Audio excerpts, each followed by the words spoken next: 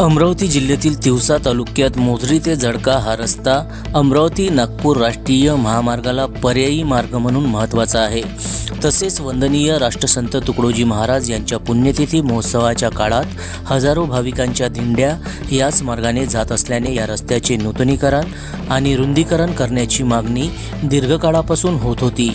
या मागण्यासाठी सामाजिक कार्यकर्ते प्रशांत कांबळे, पुरुषोत्तम मेश्राम आणि चंदू वानखेडे यांनी 4 दिवसाचे आमरण उपोषण सुरू केले होते। या उपोषणाची दखल घेत सार्वजनिक बांधकाम विभागाचे उपकार्यकारी अभियंता विनोद बोरसे यांनी लेखी आश्वासन दिले। त्यानुसार मोझरी ते जळका रस्त्याच्या नूतनीकरणासह पुलाच्या बांधकामासाठी अर्थसंकल्प, नाबार्ड आणि केंद्रीय मार्ग निधी यामधून नव्याने प्रस्ताव पाठवण्यात येणार असल्याचे स्पष्ट करण्यात आले। माजी राज्यमंत्री बच्चूभाऊ कडू यांच्या मध्यस्थीने झालेल्या चर्चेनंतर सामाजिक कार्यकर्ते प्रशांत कांबळे यांच्या नेतृत्वातील आमरण उपोषणाला यश मिळाले आणि लेखी आश्वासनानंतर उपोषणाची सांगता करण्यात आली। उपोषणानंतर तातडीने काही उपाययोजना करण्याचेही ठरवण्यात आले आहे।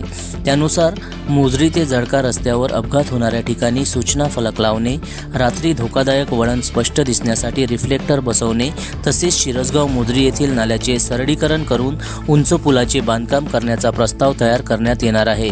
याशिवाय धोत्रा ते सालोरा मार्गावरील नदीवर उंच पूल उभारण्यासाठी देखील नाबार्ड व अर्थसंकल्पातून नव्याने प्रस्ताव पाठवण्यात येणार असल्याचे सार्वजनिक बांधकाम विभागाने लेखी स्वरूपात कळवले आहे।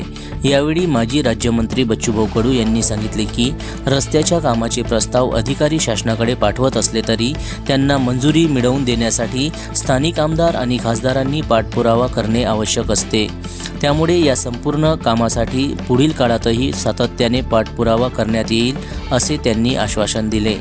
दरम्यान लेखी आश्वासनानंतर 4 दिवसाचे आमरण उपोषण स्थगित करण्यात आले असले तरी मोझरी, शिरसगाव, धोत्रा, सालोरा, शेंदोळा आणि जळका या गावाच्या रस्त्यासह विविध समस्यांसाठी लढा पुढेही सुरू राहणार असल्याचे सामाजिक कार्यकर्ते प्रशांत कांबळे यांनी सांगितले।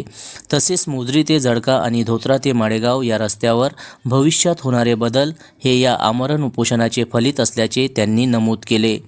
जनसमर्थन न्यूज, तिवसा, जिल्हा अमरावती।